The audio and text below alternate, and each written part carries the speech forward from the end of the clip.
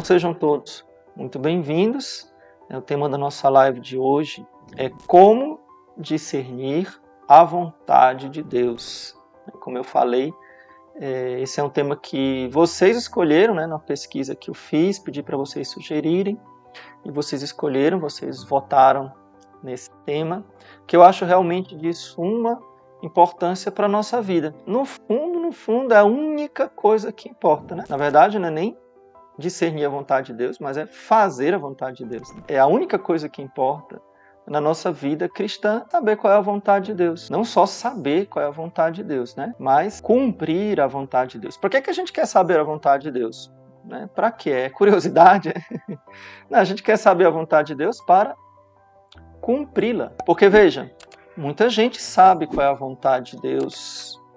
Muita gente. E, na verdade, a grosso modo, de modo natural, eu poderia dizer que, das coisas que se referem à natureza, todos sabem a vontade de Deus, embora não saibam que aquela é a vontade de Deus. Por exemplo, aquilo que se refere aos 10 mandamentos. Então, não matar, não roubar, não fazer o mal ao próximo. Isso está dentro do coração do homem, é natural do homem, porque foi assim que Deus nos fez, para fazer a sua vontade, para cumprir a sua vontade. Então, dentro do homem existe um anseio, dentro da sua alma, a sua alma, ela tem um anseio pela eternidade, pela santidade, pela bondade, pelo bem. Mas esse anseio pelo bem, esse desejo do bem, ele é obscurecido pelo pecado, pelos enganos do mundo e tantas outras coisas. Esse não é um assunto...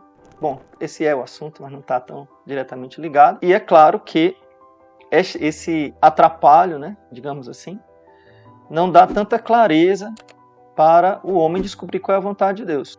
Mas a grosso modo, é isso que eu estou querendo dizer, a grosso modo, o homem sabe o que Deus quer. Repito, mesmo que não saiba que é Deus que quer, mas ele sente esse apelo na sua alma pelo bem. Então, o desejo do bem, ele é inerente à alma do homem. O que eu estou dizendo, o que eu estou explicando para vocês é o seguinte, que não é simplesmente saber a vontade de Deus, mas saber para cumpri-la. Eu quero cumprir com a vontade de Deus. Eu quero fazer esta vontade santíssima de nosso Senhor. E aqui é que entra uma questão muito importante, que a gente precisa conversar um pouquinho sobre isso, tá? Qual é a questão? A questão é que parece que a vontade de Deus é muito difícil da gente saber. Já passou isso pela sua cabeça? Que a vontade de Deus é muito difícil? Passou pela sua cabeça? Diz aí nos comentários. Se já passou pela sua cabeça. A vontade de Deus é... Nossa! Estou lutando para saber qual é a vontade de Deus há anos e não consigo. Será que a vontade de Deus é difícil? Ou será que você precisa ter coragem de cumpri-la, Aqui nós vamos entrar em alguns problemas da consciência. Eu sempre falo que existem dois extremos. Existe o extremo daqueles que não estão nem aí para fazer a vontade de Deus. Então é aquela consciência laxa, relaxada, não está nem aí para fazer a vontade de Deus. Então, quer saber, na verdade, é da sua vontade. Esse é o pecado original. Deus disse, não comereis do fruto da árvore que está no meio do jardim. Mas pensando bem, eu acho que Deus está errado. Eu vou comer. Todo pecado, não querer fazer a vontade de Deus e fazer a minha vontade. Então, eu sei qual é a vontade de Deus, Deus me mostra a sua vontade, mas eu não quero. Então, a pessoa com a consciência relaxada, sim, ela tem noção da vontade de Deus. Ela sente no profundo da sua alma, ou ela sabe pelos ensinamentos da igreja, por aquilo que lhe foi ensinado, por aquilo que ela observa, porque ela é uma pessoa normal, ela sabe o que é o bem e qual é o mal. Mas, na verdade, ela não está interessada em cumprir o bem. Ela quer fazer aquilo que lhe satisfaz, aquilo que satisfaz a sua própria vontade. Então a vontade é obscurecida, ela é viciada. Então ela deseja fazer somente a sua vontade. Então a consciência relaxada é essa. A pessoa, ela não está interessada em fazer a vontade de Deus. Atenção, senhores de consciência laxa. Muitas pessoas são culpadas por não saber. Como assim, padre? Eu não sei, sou culpado? Vou explicar. Você é culpado quando você negligencia voluntariamente. Eu nem quero nem saber o que Deus quer. Não quero nem saber o que a igreja ensina. Não estou interessado. Então, voluntariamente, a pessoa ignora os pontos básicos da fé porque ela não quis saber, ela não quis se informar, ela não quis estudar o catecismo, ela não quis. Então, ela se torna o que nós chamamos, na moral, de ignorância culposa, sem querer, querendo. Quis não querer saber. Né? Então, voluntariamente, a pessoa não quis saber, não quis se informar, não se interessou. Embora soubesse que se interessasse, ela encontraria a verdade que ela deveria seguir. Estão entendendo? Existe uma ignorância culposa. Então, as pessoas de consciência relaxada, depois elas não podem chegar diante do juízo de Deus e dizer, eu não sabia. Não, você não soube porque você não quis. Você teve chances infinitas de saber, mas você nunca quis ouvir um sermão, você nunca quis ler o catecismo, você nunca atendeu um convite, escutou uma pessoa, procurou se informar, não quis se informar sobre o que é o certo. Eu sou culpado se eu não quero me informar o que é o certo. Então, não me interessa saber, não me interessa saber o que a igreja pensa, não estou nem aí. Entende? Então, esse é um problema da maioria das pessoas. A maioria das pessoas, elas ignoram por livre e espontânea vontade o que Deus quer. Né? Então, ignoram o bem que deve fazer. Enquanto que esse é um impulso natural da alma, um impulso para o bem. Mas a pessoa, ela quer apenas se satisfazer. Se ela tivesse honestidade intelectual, honestidade moral, o que ela ia fazer? Perguntar, mas será que isso daqui é certo? Será que isso daqui é errado? O que é que Deus quer que eu faça? O que queres que eu faça, Senhor? Está entendida essa parte, né? Então, a busca da vontade de Deus, na consciência, que tem a doença do relaxamento, né, que é relaxada, talvez tenha sido a sua consciência. Coloca aí, você já passou na sua vida por essa fase em que você não estava nem aí para o que Deus queria? Já passou por isso na sua vida? Coloca aqui nos comentários para eu saber. Já teve um período da sua vida que você chutou o balde, que você ignorou a vontade de Deus, você não estava nem aí? Coloca aí nos comentários. Isso acontece com muitas pessoas. Às vezes acontece na juventude. Olha, a juventude é um momento maravilhoso da nossa vida. Eu sempre vejo jovens como a palavra de Deus vê. O que é que o mundo diz dos jovens? O mundo diz... Preste atenção, jovens que estão aqui, ou vocês pais, vocês educadores que estão aqui. O que é que o mundo diz dos jovens? O mundo diz o seguinte: jovem, vocês são fracos, são uma presa fácil. Basta eu mostrar um pouquinho de sexo aqui para vocês caem feito um patinho. Daqui a pouco vocês são feministas, estão na parada gay, vocês estão viciados em pornografia, vocês são uma presa fácil. Vocês são uns ratinhos, né? Uns ratinhos, umas catitinhas, presa fácil. Isso é o que o mundo pensa de vocês. É o que o mundo pensa de vocês. É o que Satanás quer que vocês pensem. E como o mundo trata vocês. Mas o que é que a palavra de Deus diz? O que é que a Bíblia diz? Abra lá na primeira carta de São João. Logo no comecinho, São João diz assim: jovens, vós sois fortes. Você nunca leu esse versículo na Bíblia? Então o que é que Deus pensa de vocês? Que vocês são fortes. Olha como é o contrário do que o mundo pensa. Né? Vocês são fortes. E mais, São João diz: a palavra de Deus permanece em vós. E vencestes o maligno. Jovens, o que Deus pensa de vocês é o contrário do que o mundo bota na cabeça de vocês. Vocês são uns patinhos, vocês são uns tarados. Desculpe a palavra. Né? A palavra de Deus diz ao contrário. E na prática eu concordo com ele. Lógico, né? Eu concordo com a palavra de Deus porque eu creio na palavra de Deus, porque eu tenho fé, mas eu concordo também na prática. Por experiência. Por quê? Porque foi justamente na juventude porque eu deixei tudo, minha casa, minha terra, deixei tudo e fui ser padre. E é justamente na juventude que meninas de 14 anos, 15 anos, se decidem entrar no convento e fazer um voto de celibato.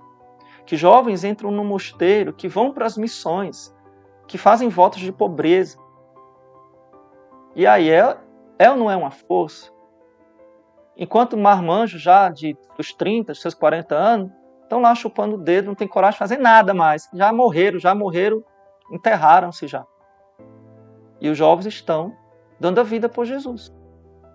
Tem uma foto linda na internet em um jovem com um crucifixo na mão, enfrentando a parada gay na Polônia, acho que em Varsóvia. Não por causa da parada gay, claro que a gente tem que ser contra esse tipo de coisa, mas porque estavam profanando, né? Porque não se contentam em mostrar a sua sexualidade, mas fazem questão de ofender a Santa Igreja, ofender Jesus, ofender Nossa Senhora. Ofender. Quantas blasfêmias a gente tem visto, né, ultimamente? Com Nossa Senhora, né, imagens, filmes, todo tipo de blasfêmia, né, contra Maria Santíssima. E o meninozinho lá, um jovem que nem vocês que estão aqui, ou que nem os filhos de vocês que estão aqui, de 15 anos, se não me engano, jovens de 15 anos estão querendo lixar as unhas. Meu filho, pelo amor de Deus, né? Se você tem 15 anos, você está se importando em lixar as unhas? Passar sabonetinho para hidratar a pele? Macho, pelo amor de Deus, tenha vergonha. Tenha vergonha, né? Pode ser que você tenha passado por esta fase em que você não estava nem aí para a vontade de Deus. Pode ser que você tenha passado por esta fase em que você não estava nem pela vontade de Deus. Ou que você tenha sido como esse jovem aí, segurando um crucifixo enorme, por sinal, e sendo arrastado pela polícia, porque enfrentou a blasfêmia da parada gay, lá da Polônia, né? Os poloneses são máscaras. Gente, os poloneses são é o país mais católico do mundo. A gente fica, né? O Brasil é só em número, gente, é uma casca de ovo. Internamente é bem podre, né? Porque é cheio de católico fraco, cheio de católico mais ou menos. Colocou aqui nos comentários, se você já teve na sua vida uma fase que você foi fraco, que você não estava nem aí para a vontade de Deus, que você tinha chutado o balde.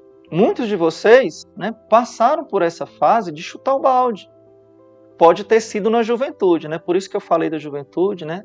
Eu fiz esse adendo aqui que eu acho que foi muito importante, né? Não estava nem programado para falar sobre isso, mas eu acho muito importante, porque a gente precisa tirar a máscara, né?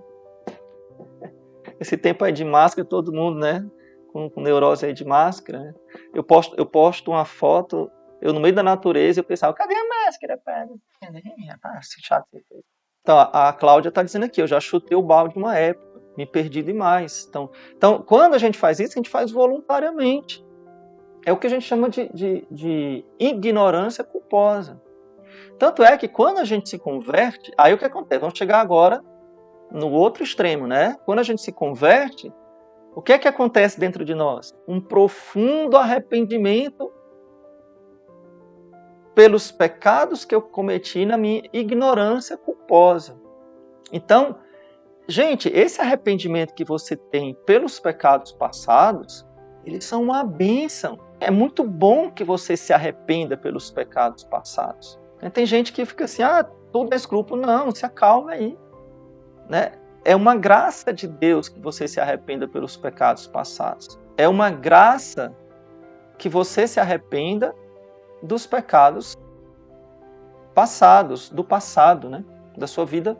Quando eu falo da sua vida passada, é do passado da sua vida, né? Porque essa expressão não é muito usada em todos os lugares, né?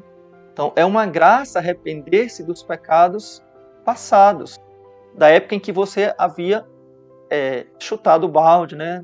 Usando essa gíria aí, né? Você estava com essa indiferença para com a vontade de Deus. Então, quando você se converte, o que acontece? Qual é o movimento que acontece na sua vida quando você se converte? Primeiro movimento é o movimento do profundo arrependimento pelo tempo da ignorância. É o profundo arrependimento pelo tempo em que eu estive indiferente à vontade de Deus. E aí você, poxa, como eu pequei contra a castidade, como eu mentia compulsivamente, né? Como eu roubei. E o que acontece? Você percebe que naquele momento que você estava pecando contra a castidade, que você estava roubando no seu trabalho, que você estava mentindo para seus pais, para o seu marido, para sua esposa, você percebe que sim, você sabia que aquilo era pecado. Só que você não estava nem aí. É isso que você percebe. Você percebe que sim, você sabia que aquilo era mentira. Você sabia que aquele pecado contra a castidade, aquilo era vergonhoso. Que se não fosse vergonhoso, você fazia na frente de todo mundo. Você sabia que aquilo era vergonha. Se não fosse vergonha, você não escondia, não fazia escondido. Você sabia que aquela mentira era errada. Por quê? Porque você não queria que ninguém fizesse isso com você. Você sabia que trair era pecado. Você sabia. Só que você não queria dar valor a esta voz lá abafada da consciência. A consciência relaxada, a voz de Deus fala. Você bota a mão assim, você não quer escutar. Mas no fundo, aquela voz está lá gritando dentro do seu coração. Macho, para com isso. Né? Desculpa aí, aqui é a expressão cearense, tá? Macho, para com isso. No fundo, você tinha. Quando você se converte, você tem esse momento de profundo arrependimento. Esse é o primeiro momento. Se você experimenta a misericórdia de Deus e humildemente aceita a sua fragilidade e se compromete em não pecar mais, mas sabendo da sua fraqueza, tranquilo, então você está caminhando, não está santo, mas você está caminhando para a sua santificação pessoal. Você é um verdadeiro convertido, você é um cristão autêntico. Mas aí o demônio tem o segundo passo, né? E aí é onde entra uma mistura de seu orgulho que não foi curado, você curou várias coisas, seu orgulho que não foi dominado, né? Porque eu falo você, curado não é, né? Você fica orgulhoso até o fim da vida. Mas seu orgulho que não foi dominado, misturado, pode estar misturado também, né? É uma das causas. Com o demônio, né? Com a ação do demônio. E aí você começa a entrar no looping do escrúpulo. Você não se aceita e não se perdoa. Então você não aceita a sua fraqueza. Aí você passa para o outro extremo, a consciência escrupulosa. Eu falei muito no começo da consciência relaxada, né? Aí você se converte, a primeira coisa, você tem um arrependimento profundo. E desse arrependimento profundo, você pode passar a ter uma vida autenticamente cristã, uma vida caminhando para a santidade. Mas pode ser que ali haja um empecilho, ali haja uma quebra.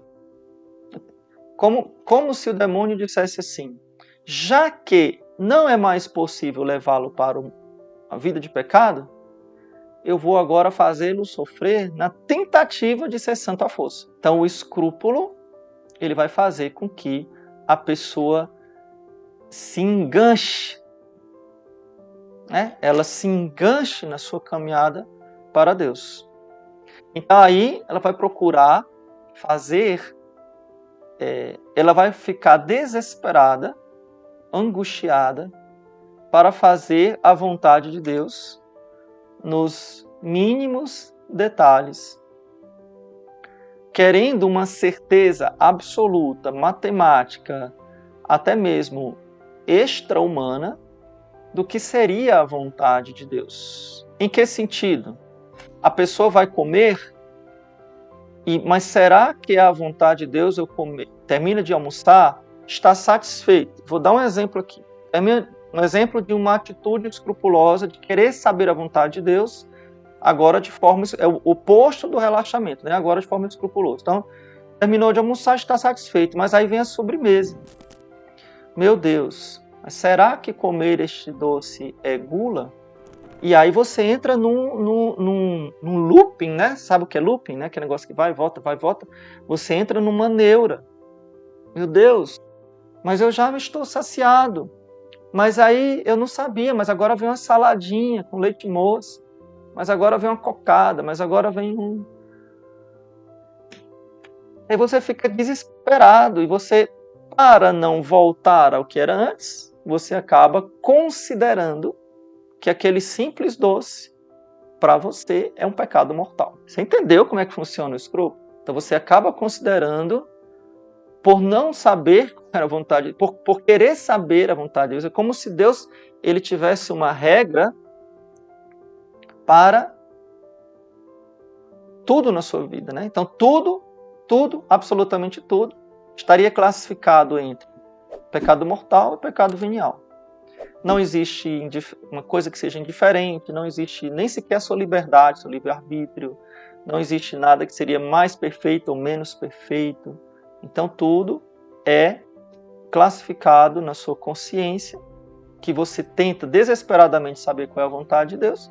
Então tudo fica classificado como, será que é pecado mortal ou será que é pecado venial? O próprio ato de questionar, ele já mostra o problema, né? A doença.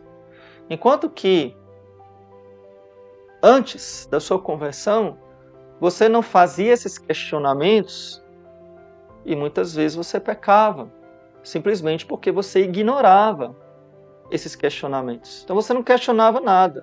Não interessa a vontade de Deus, eu vou fazer a minha vontade. Agora, você questiona demais.